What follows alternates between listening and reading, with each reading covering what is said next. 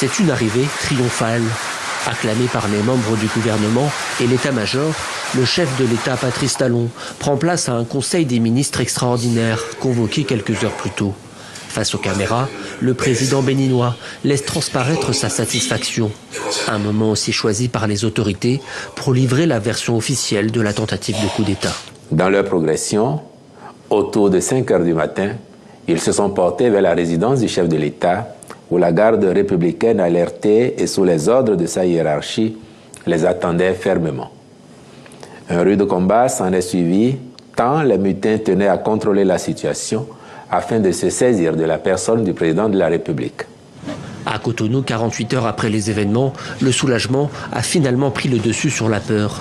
Les habitants ont repris leurs activités quotidiennes. Dans les étals des marchés, comme devant les kiosques à journaux, beaucoup expriment leur satisfaction face à l'échec du coup d'État.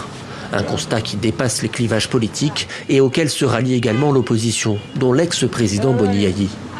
La dévolution du pouvoir d'État, selon mes convictions, répond à un seul principe cardinal et inconditionnel, celui des jeunes, celui du peuple, celui d'élections libres, inclusives et transparentes.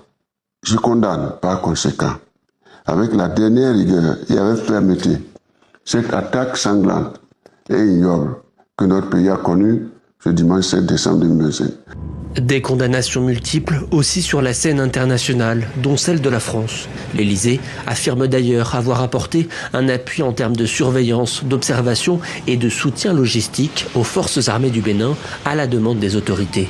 Le président béninois avait également sollicité une aide militaire auprès de la Côte d'Ivoire et du Nigeria dès les premières heures du coup d'État visant à le renverser. Je suis fier de vous. Merci, monsieur.